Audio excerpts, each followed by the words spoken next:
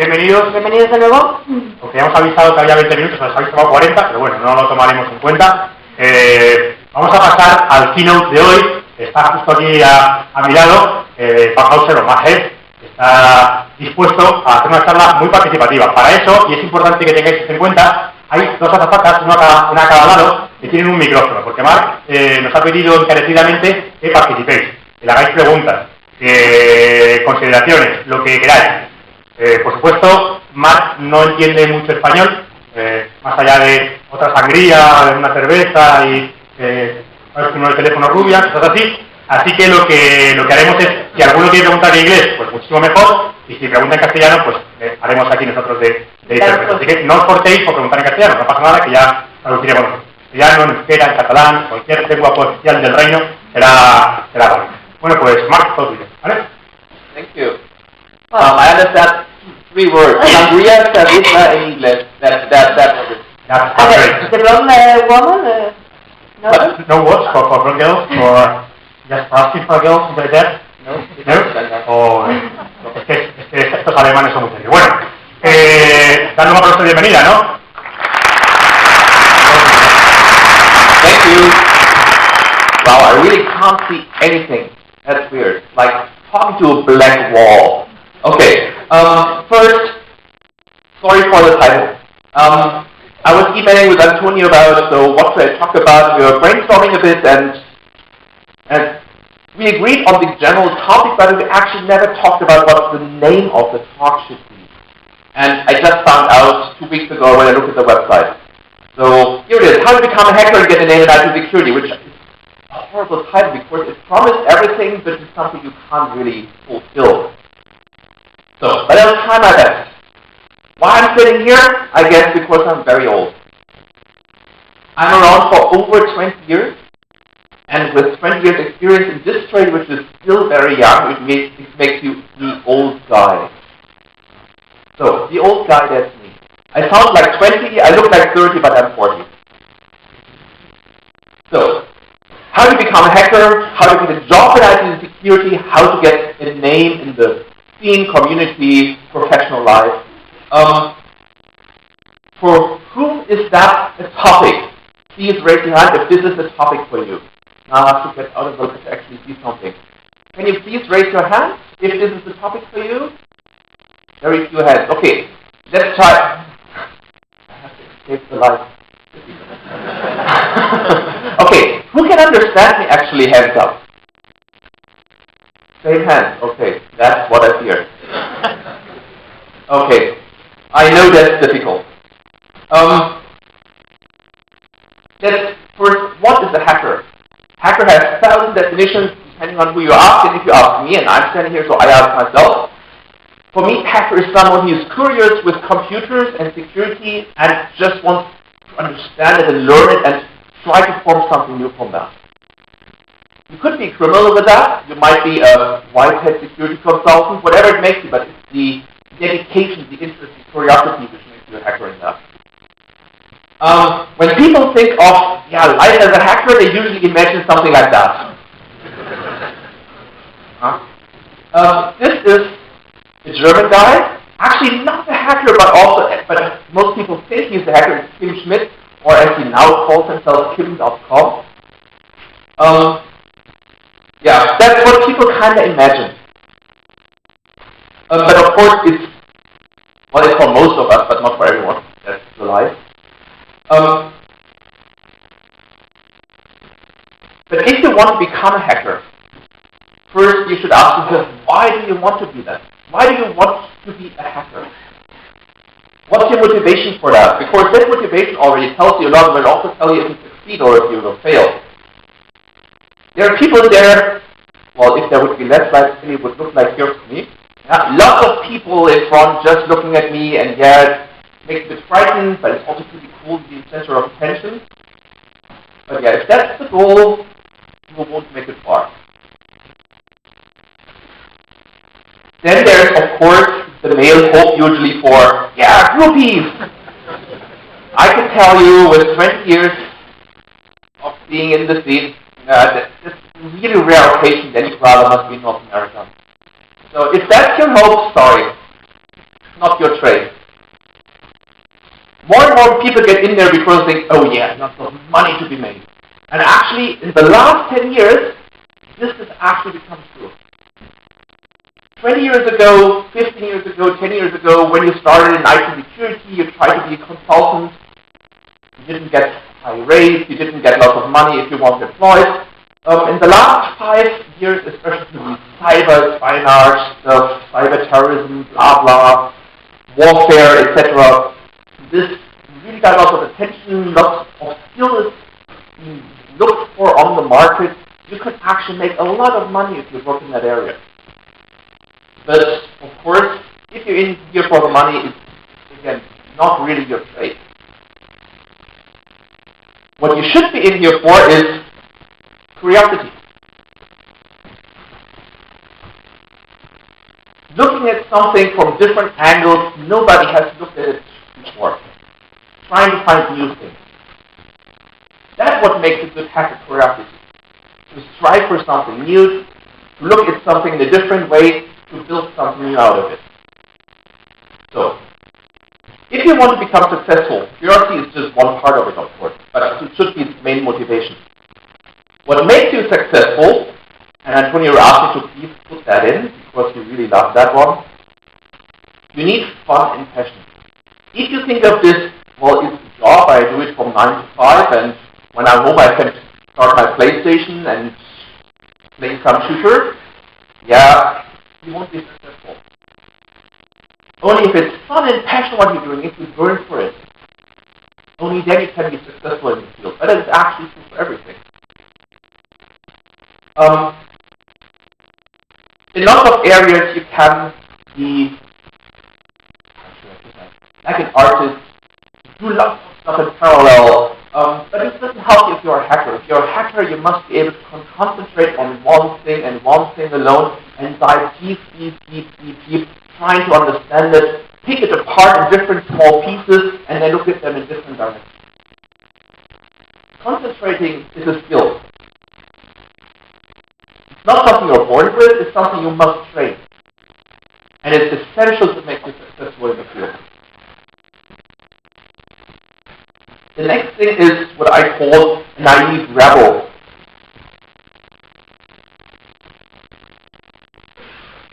When we grow up and we go to school and maybe go to university, we have our friends, so we have lots of impact of what other people think, how we should be, what the reality is, how we should look at it, if it's okay to do X, Y, and Z, and what is not okay to do.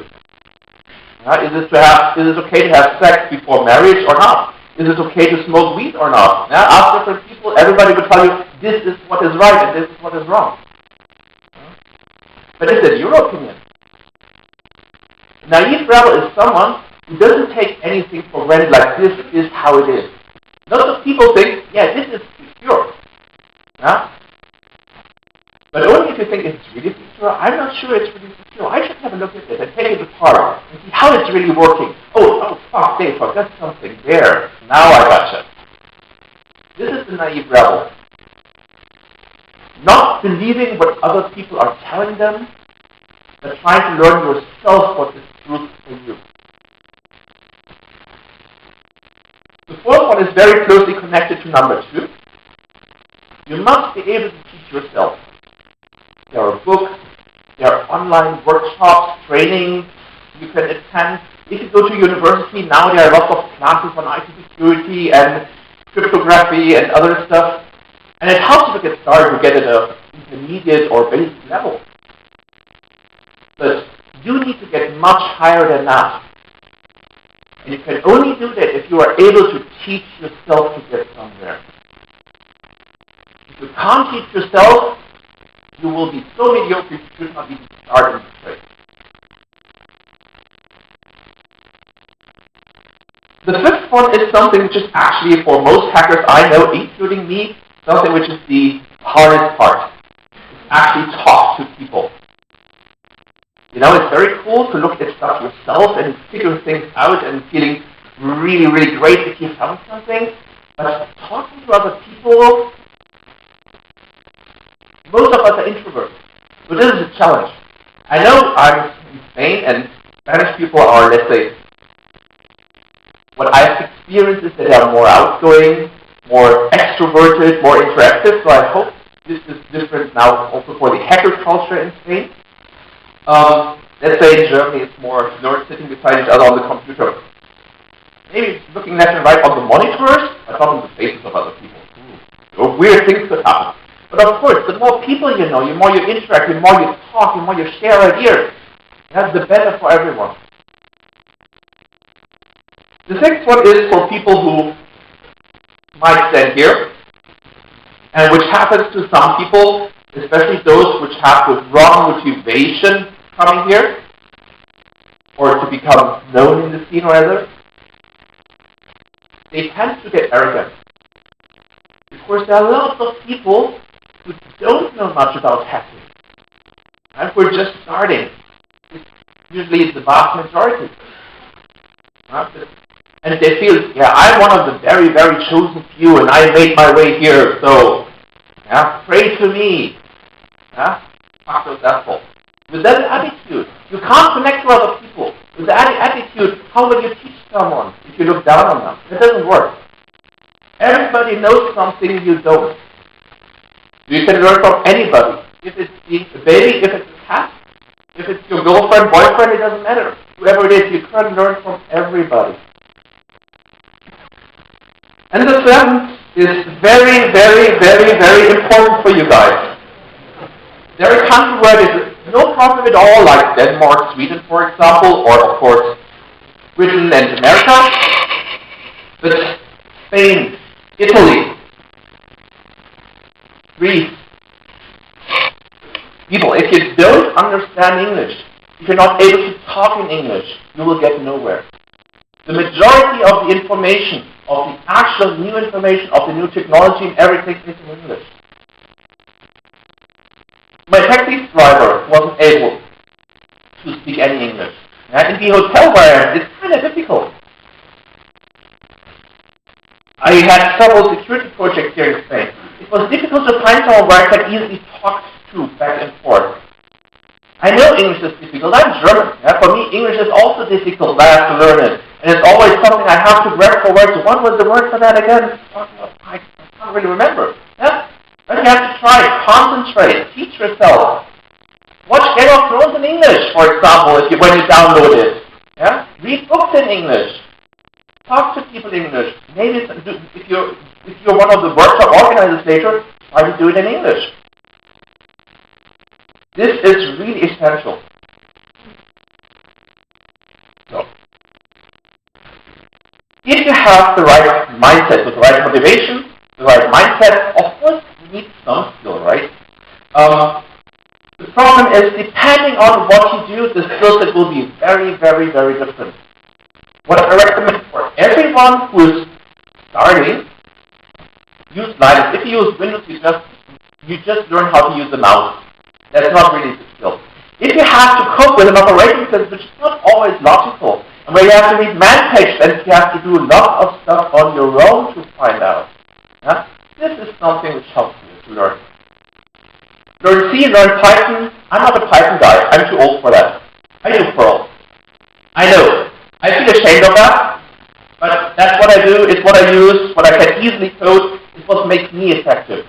If you start today, you have to start to select a language to code in, which is easily done for scripting and changing. Use Python. My recommendation. And of course C, because a lot of the stuff you have to do, you should be able to do C. Basic knowledge of HTTP is sadly an absolutely must, because a lot of the stuff is webified. Everything is somehow on a web protocol. So to understand what the GET, POST, request is, etc., is absolute mandatory knowledge for everyone. And of course, English again. Don't worry. I will stress this one more time. Just to really drive the message home. So that's the absolute basic hacker skill. But from there on, it gets very, very difficult. Because from there on, you have to specialize. And that's not like there is, okay, I can go into web app, or I can go into malware, well, malware programming, or malware analysis, whatever. No, there are lots of different areas.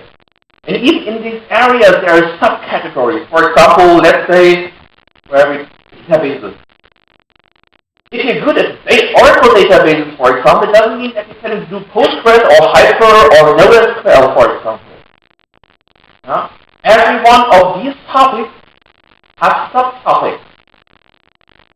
In over time, you could be an expert at anything IT security. You could do network, you could do databases, you could do Unix, you could do Windows, you could do phone systems. It was all of topics. Of course, there was not that much less in the topic. Today, it's so highly complex and so much development because everything gets IT in it. The complexity gets so much if you want to do everything to work. So you have to specialize when you have your basic skills developed. What should you specialize in? Well, I can recommend two things. The first thing is what makes you curious, because this is good motivation, good driver. Second, what do you have available? It's great if you're interested in satellite security, but you don't have any access to that technology and not the money to buy a dish and grab some data off the air. Well, it doesn't work. So of course, it's also important what you can have access to. Yeah, and then go deep into the topic. Yeah. Try to read anything you can get about that. See who is working in that area. Write those guys an email and say, hey, I started in this area, I already learned this and that. I'm trying to coach this to help me understand it. Is there something else you would recommend? Yeah. Everyone who is already active in an area has usually interest to show others that this area is cool and there is lots of stuff to do. Unless they're assholes, but of course, that's something you will easily notice. But very important, if you write such an email, show that you made an effort to find stuff out yourself. Because like say, hey, I want to learn hack, how do I hack? I get these emails like 5 per day. Now that's not something you can answer to. Yeah? Because someone doesn't even make the first effort to get information themselves. And the important part is self-teaching. So try to find out as much as you can yourself and then ask other people to get more. So, now that you have basic skills and you have specialization, now you're at the point where you can maybe get the name and people might get to know you in your area where you specialize. But people only will know if you publish something. So, write useful tools, show what your research is, start a blog, whatever. Let other people participate. You just show, yeah, I found this, I don't tell you how I found it, I don't give you more details, and exploits? No. I keep exploits always to me. This won't help you.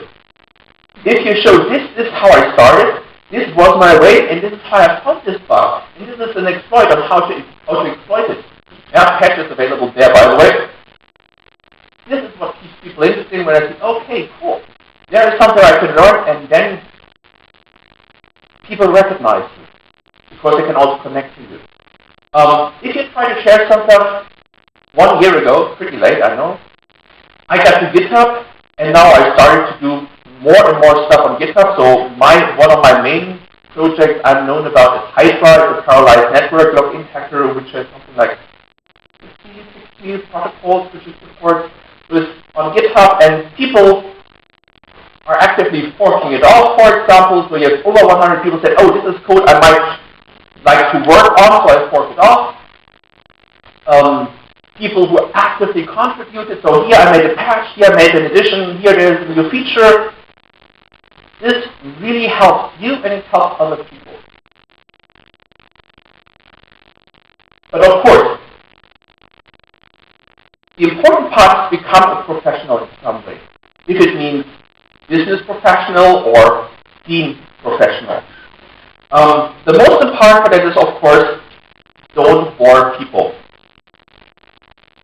If you read full disclosure, and 80% of the emails on full disclosure is about cross-site scripting in whatever web applications you have never heard about, no one will take notice of you. The worst, they will put you on the ignore part. Something from that guy, whoa, not again, please don't. And then even not spelling stuff correctly. This is from last month. This is from last month, post to full disclosure. This is not helping you. If you want to make attention, find cool stuff. But cool stuff, of course, needs time, it needs investment, it needs focus, it needs concentration, it needs dedication. Everything has vulnerabilities. Everything. But the interesting stuff, of course, there has to be a large time investment, and you must have some skills. If you find something interesting, then write something to full disclosure or backtrack or block entry, for example. If you find something very cool, you did a thorough analysis from, let's say, BlackBerry phones, for example, then you go to a conference and talk about that. That is how you build a reputation. But you don't build a reputation by boring people with showing off very little skills. Everybody can find cross-site scripting or SQL injections if you show them how to do that in 15 or 30 minutes, even if you have no IT knowledge whatsoever. This is no skill. So, if you have the skill, and if you have stuff to show off, like this is the stuff I found. I found something in Windows operating system. I found something in OS X. I found something in Oracle database. In the Oracle listener, for example, I found security vulnerabilities. Then you have credentials. And credentials is what, in a professional life, is what is the most important part. But for professional part, there's also more that is important. It's not important how you dress. It's really not important. That's actually the good thing in the hacker scene. Even if you are a professional security consultant, you can dress usually whatever you want at a client. It doesn't matter if you're in England, if you're in Germany, in America, it doesn't matter. I had customers who were disappointed because I was not wearing a hacker t-shirt when I arrived. Because I hired a hacker. On the other hand, you come because it's a big bang and you come with a suit and a tie and they're like, yeah, we didn't want a security consultant. Then again, you have people like, he doesn't wear a tie. Who's that guy? I can't talk to that person. Can somebody of the low level people please do that? Don't think about so much what to wear. If it's an issue for you, ask the client, ask where you're going. If it's a conference, maybe ask, what should I wear? What do you think would be appropriate? Maybe do the opposite. Make your decision on that. But it's really not that important. Important is, after the skill, to show how people can improve. If it's in the scene, this is how I found the vulnerability. Not, this is the bug, I found it, I'm so great, but this is how I actually found it. This is how you can actually exploit it. This was a difficulty I had how to exploit it. Maybe someone will show you how that could have been an easier process, or how to better exploit it, how to make it more stable. In a professional life, helping means, okay, this is a vulnerability, what can I recommend to actually improve the situation? If you make the recommendation, for example, there's a vulnerability in your Windows system, and the recommendation is install the patch. That's not a very good recommendation. Because of course they know, I have installed the patch. The problem is not the patch. The problem is, for this maybe there is no process for installing the patch. Maybe for this system it's off the network, so actually there is a system where they can, even if they have a process, to apply this process there. So they must have a difference. So not only look about what is the security issue, but what is actually the root cause of this issue. How can it help someone to solve this issue? This is what makes a good consultant from bad consultant, by the way. Not finding the bug, but helping them to get in a good state. Then, write good reports. In a professional life, as a consultant, write a good report which helps the customer. For some customers, they know what HTML injection or cross-site scripting is, and they just want to know this URL, these parameters, okay, done. For others, it's like cross-site, what? Never heard of that. And then, of course, the report must be completely different. integration test report gets into those risk management systems. You should know beforehand what kind of system do they have, so you can easily apply what your report does into their system. If you ask it beforehand, it makes their work much easier and also easier to understand and translate. If you just have your standard 101 report, which you just send over and then, I don't care what I do with that, it's a bad stuff. So, professional. In a community setting, professional would be really have a good explanation on how you find a vulnerability, why you took this route to find a vulnerability to look for bugs. Most of all, if I would have to summarize everything what is about being a hacker, it's dedication. Without dedication, you are not a hacker, you're just a mediocre security consultant. Dedication is, it doesn't end at 5 o'clock when you drop your pencil and go off from work. Yeah? It means, hey, this is the cool stuff. Yeah? I read this book about that topic in the evening. Or on the train ride, I'll write a short script which helps me tomorrow do this and that. Or there is a new device I saw I could buy in the electronic market. Let's disassemble it, desolder it, and see what's in the flash. Let's dump it, reverse engineer it, see what it does. This is dedication. This is what makes you good. And of course, learning English.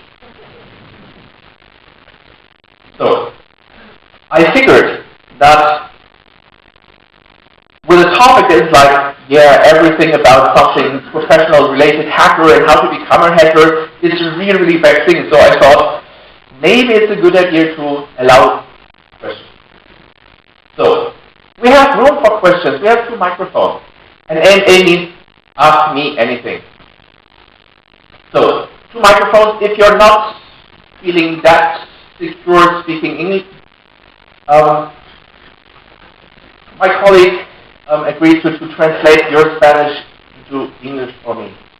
So, any questions you have, business, hacker, professional, unprofessional, criminal, non-criminal, big sizes, ask anything. So, where are the microphones? Can you please help me pointing them out? Because I don't see anything here. Blinded by light. Yeah. So, question. Come on. Are you introverted or extroverted? Introvert like, I'm sitting here. I'm not looking left or right. Or extrovert, that's something I want to know. Come on, guys. Good morning, Mark.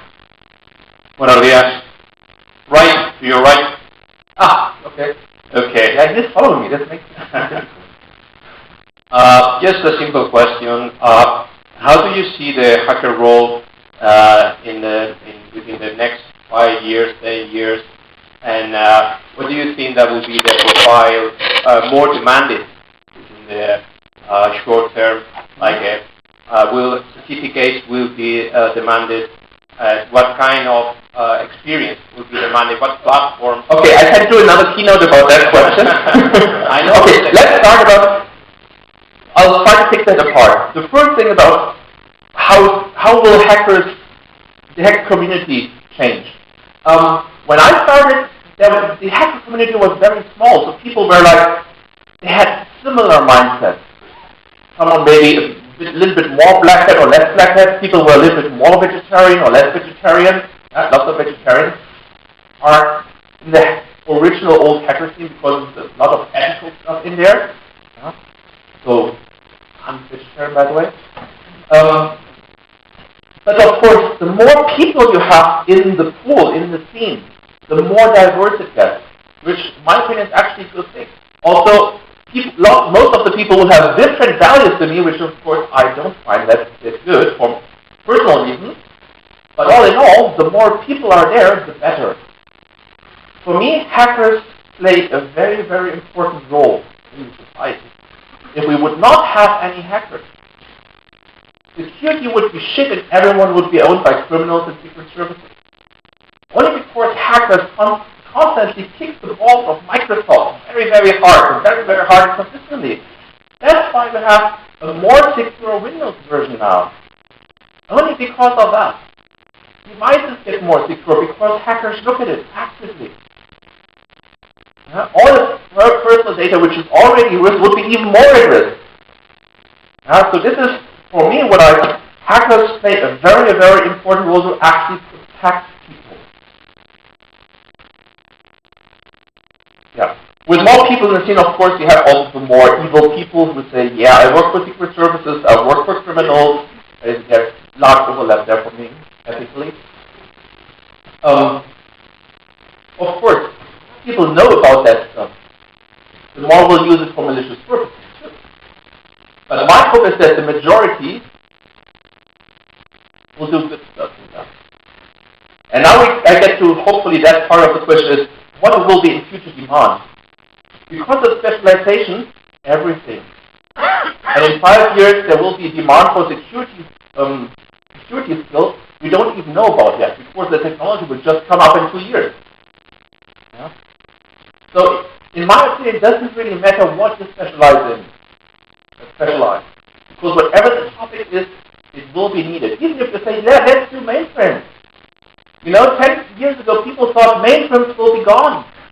No, they won't. They won't be gone in 10 years. So, even that is a problem. And about certifications, spark certifications. Companies who ask for certification are clueless. They have no clue whatsoever. What does the certification tell? It tells you have a basic level of understanding in something. Who do you want to hire? An expert or someone with a basic skill? But the thing is, specialization can't be proven by a certification. With a certification, you can only prove basic skills, because there's something everybody can answer to in that area. And so a certification gives you nothing. No lots of company, of course, ask for a certified digital hacker or CIS or CISA and what all the other shit is. But it doesn't help the company, and it doesn't help you. I had, for example, once in CISA, and when I worked for a few years at KPG, it was a very cool experience. And it provided me lots of freedom I actually had in what I was doing. And the CISA was so much bullshit. And what I learned there didn't help me anything in what I actually did. Yeah? And I know the questions from CIS, I know the stuff in certified digital hackers. For entry-level jobs, or better, for IT administrative jobs, it's okay, it's a good thing that people have the basic knowledge there. But if you want to work in the security field, this is not helping anyone. But again, it's kind of a culture. In Germany, we kind of lucky that it's not that much asked for. If you can show you have much more experience than this certification, they don't care. Could be different here in Spain, I don't know. Could be in Spain that if you don't have it, even you're the great guy and the best subject matter expert, might not help you. I don't know. But I hope this will change, because otherwise there's just people wasting their money, companies hiring the wrong person. Yeah. Did that cover all of your question, or was there more? Okay. That was a big question. For me, big questions are fine. We have one raised hand over there in the middle. That's the only thing I can really see because of the blinding light. Maybe it's easier if you also walk to people with a microphone. That might be easier. Okay, question over there, okay? Well, right. I'll just tell you the Linux and HTML and all this stuff you put over there. Why you miss JavaScript? Concerning, the programming languages. JavaScript is for web developers, not for hackers, number one. Yeah, it's something which runs in your browser, so if you hack a web page and look for cross-site scripting, SQL injection, whatsoever, JavaScript is usually not important, because what is important is what your browser sends, not what your browser does to decide until what you send. Of course, it helps you. Everything helps you. But it's not essential. But it's far not essential.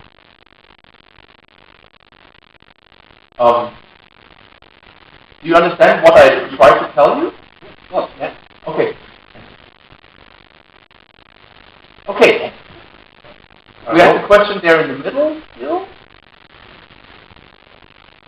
One of the beautiful ladies has to go through the crowd. Guten Morgen, Herr Heuse. Hi. Hello. Hello. My question is, there's a lot of people who actually has a lot of security issues, but they don't feel about that. Which one is your main argument to join them? Thank you.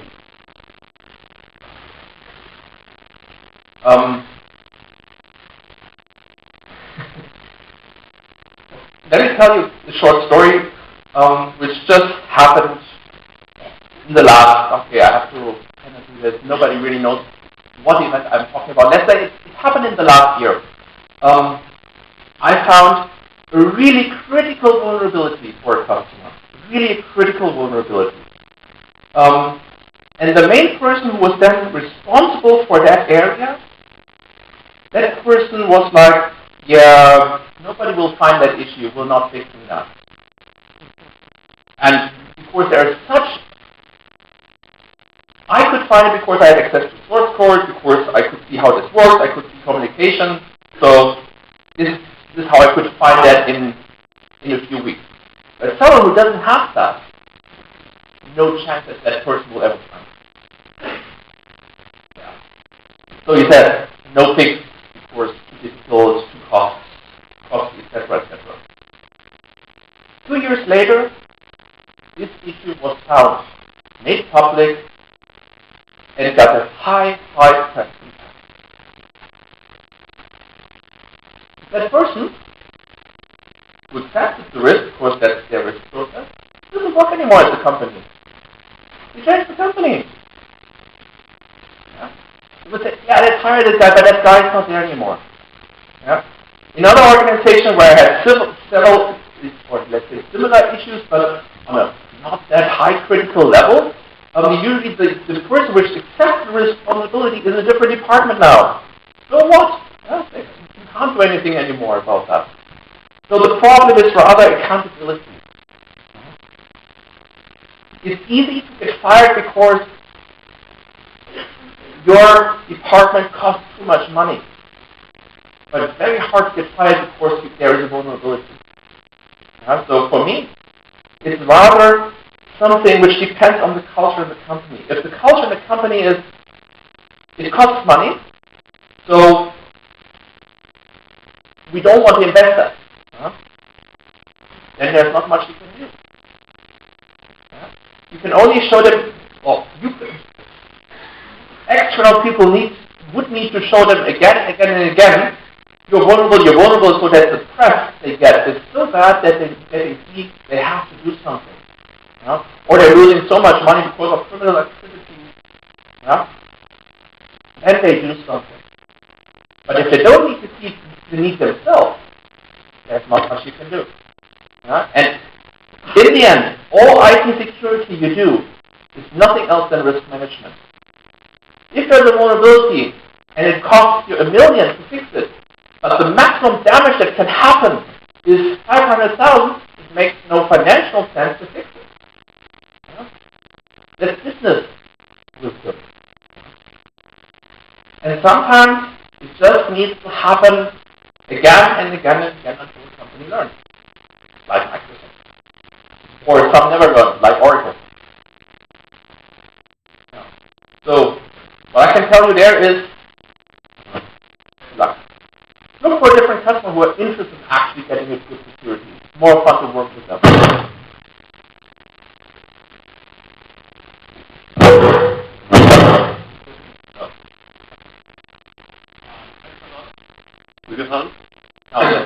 Thank you very much, Mark, for your talk. I think I agree with pretty much everything you said today, especially with the part regarding wearing a t-shirt to work. I think there are way too many ties and jackets in this room right now.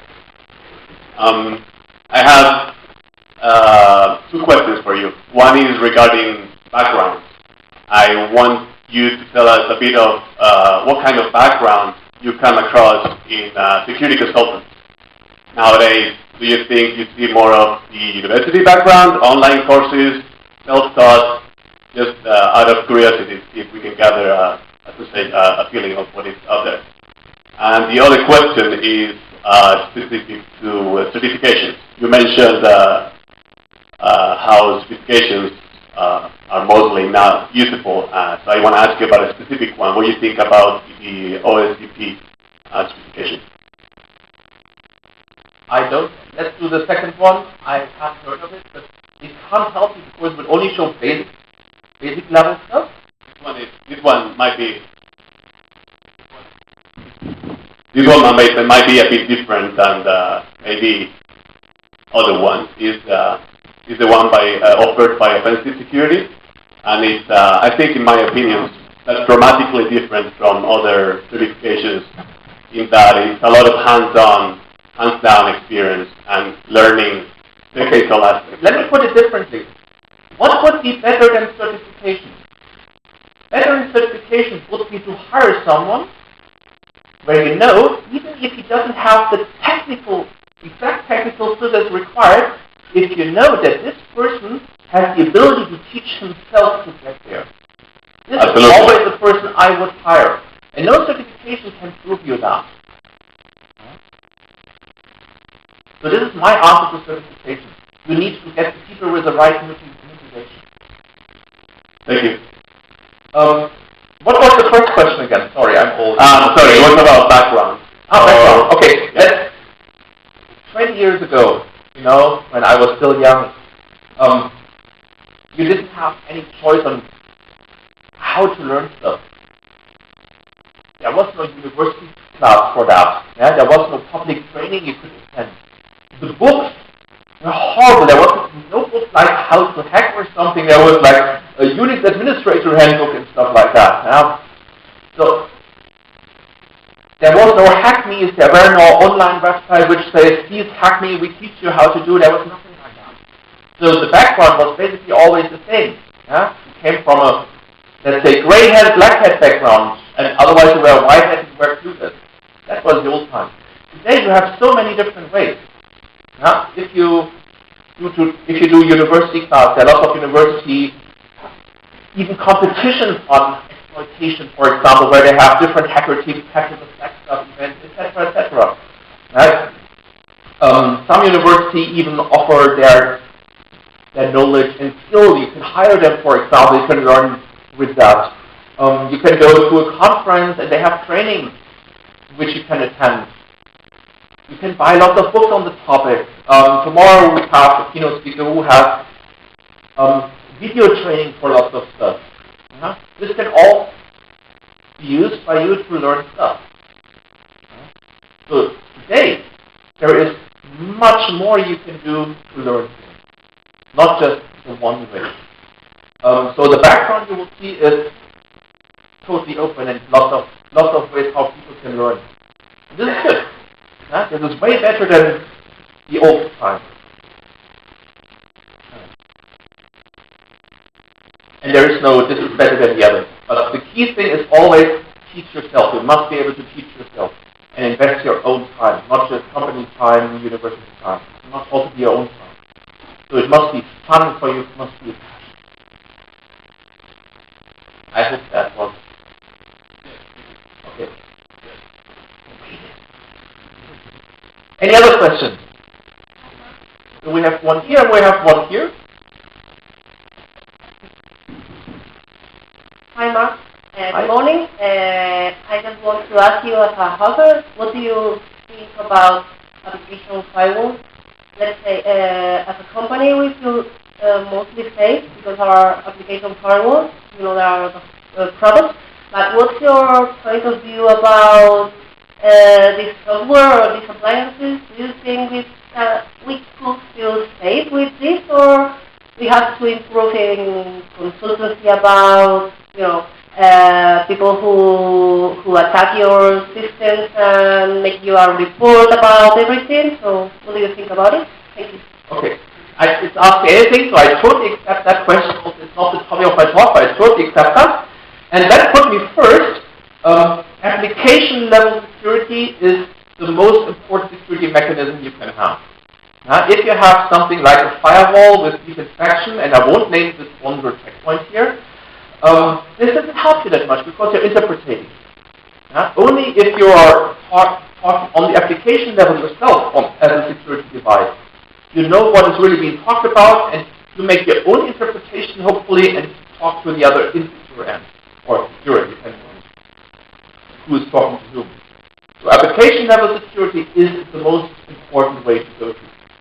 But in today's time, is this not enough anymore? The problem is not just the application, but the content within the application. And then you get to this solution, yeah, you must have something like antivirus, malware detection, etc. And then you have the problem, this is mostly not working. Because this is fictional-based, heuristic-based, and this is all that stuff where you can signature one is what already found. If you just say the zero victim, the 0-day victim, that's not much you can do. So the approach rather is not like here's the firewall infrastructure, there's the evil internet, here we are inside and everything is safe, is to have an approach where you have internal security measures as well. Detection and prevention measures. And where you look about where is the essential information you want to protect. And find security measures that you can apply to protect this information. Not necessarily the network, because the network is most likely being hacked. You let external consultants come into your company. You have conference rooms where people can plug in something in the network, in the Ethernet plug, which is also in the conference room. Or you have IP phones. Yeah, let's plug in a laptop in there and hack the voice, and from there jump into the normal network, etc., etc. So saying this is outside is evil, we have the inside, this is good, this is long gone. Long gone. It's something Sony had to experience, for example, several times. Outside evil, inside everything's good and nice? No. Long gone. So the approach must be different, but that approach will very much depend on how your company is structured, what the company is actually doing, and what the information is you have there. What is, let's say, the interesting stuff someone would go after? Broad answer, but it's also a broad question. If you have further questions, please approach me afterwards. Okay, we had one more question over here. Okay, perfect. Yes. Soy de la prensa y quería hacer una pregunta un poco larga. Es que también yo no estoy del mundo para entrar un poco y saber un poco del tema de hackers. Bueno, hoy en día, personalmente o por mucha gente, un hacker es alguien peligroso, puede hacer mucho daño. Es que como el problema, si alguien decide ser un hacker, es que no es alguien donde está registrado o no es un empleado en alguna empresa.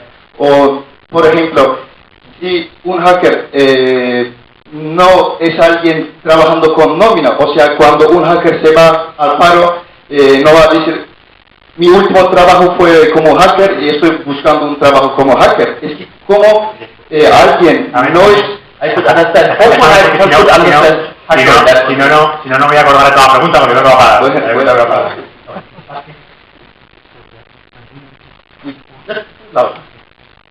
He's asking on daily basis hacking where they work. Can't go or work until then. My laptop was hacked. How on daily basis. Okay. If you are a black belt, and actually, ¿vale? Yeah, so this is the question. If you come from a background that is say not so legal, but you want to become legal, that's the question. Yeah. Okay. Entiendo que te dice que si te parece esa respuesta, ¿no? Que cómo gestionar esto de ser ilegal, ahora que ser legal, claro, cómo un trabajo. La pregunta al fondo es cómo él está contando cosas que sin hackers también el mundo, o sobre todo la seguridad, iría a la ruina. Pero él cómo justifica todos los hackers, o sea, cómo justifica que él haciendo cosas buenas, entre comillas, no sabemos, porque no es alguien registrado en algún sitio, y cómo justifica todos los hackers del mundo, a los malos también. Ya sabemos, por ejemplo, hoy en día los gobiernos nos obligan a tener todos nuestros datos en un portal digital. Ya sabemos que mañana, si él enfada conmigo, ya los hackers en sentido de control, o sea, porque son gente, no está registrados en ningún lado. Yo entiendo castellano y no entiendo la pregunta, pero voy a hacer el problema, no tiene tanto el idioma, pero hay tu mayor, ya te la traducción, pero no entiendo muy bien la pregunta. ¿Quién controla a los hackers? Es que no sabemos mañana qué va a hacer él. O otros hackers no sabemos sus identidades. Okay, I can already say this will be the last question here. Yeah, for sure. It seems to be very difficult. Perdón, yo creo que hay diferentes partes, ¿no? Porque primero me decías es para gestionar lo de la legalidad y la legalidad, y ahora me dices más que quién te protege de la comunidad. ¿Pero piensas eso ahora? Claro, porque él se va a enfadar conmigo mañana y todos mis datos en portal digital y ya sabemos qué puede hacer a mí, qué daños puede hacer a mí o cualquier caso. Un hacker que se enfada con X persona ya puede acabar con su vida, porque todos los datos que tenemos hoy en día, los bancos y tal, como todas las cuentas que tenemos, están en un portal digital. Simplemente puede estar al portal de X banco donde yo tengo cuenta y a la ruina. Sí, estoy de acuerdo contigo, pero ¿con qué te la pregunta? Claro, ¿quién controla o quién protege cosas malas que puede hacer un hacker?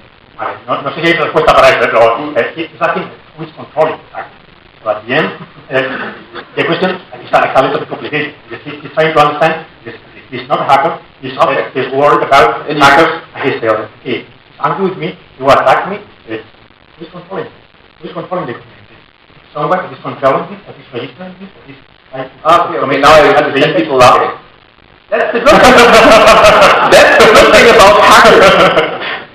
A hacker is someone who thinks for himself, and maybe join up with a few other people who have the same interests, but the same interest is usually just for a special purpose or for special tools or true values.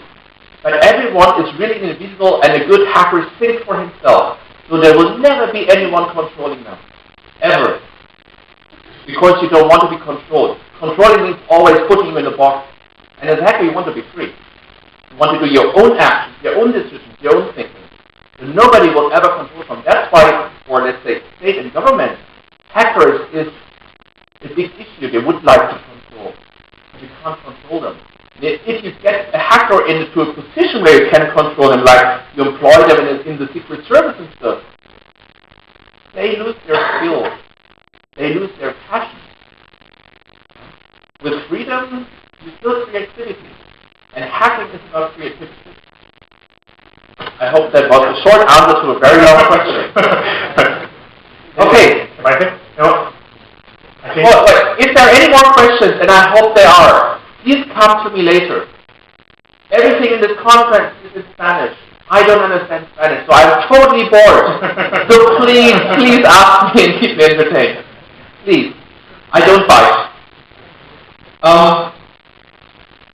Yeah. I get to my last words because I'm running out of time, and I'm German, so I want to be punctual, it's in our blood. Stay legal. This is really, really important. Also, it's always interesting to hack into some system and say what information they have, and this is evil, and what is good and evil is always the point of view. If you do stuff that's criminal, you lose trust. People won't trust you anymore. And this is always a bad thing. Yeah? So always stay legal. And stay away from anything that is secret service or military. Of course, this is even worse than being a criminal. I have homework for you. In the previous slide where I said this is what makes you successful, and I had one where I say this is the hardest one, share and connect. And I could notice that also you were slow in, okay, let's ask a question. I'm brave enough to ask a question. It's important to know other people. Look around you. There are other people around you sitting you might not know. Or when you're outside grabbing a coffee. Talk to someone. Just say, hey, I'm doing my exercise. I'm Michael, Mando, Raphael. You can say a fake name, doesn't matter. Yeah? Say, hey, I'm this guy. I'm interested in that, and that's why I'm here. Why are you here? And ask that 3 persons in the next break. That's my homework for you. Thank you. And please ask me something later.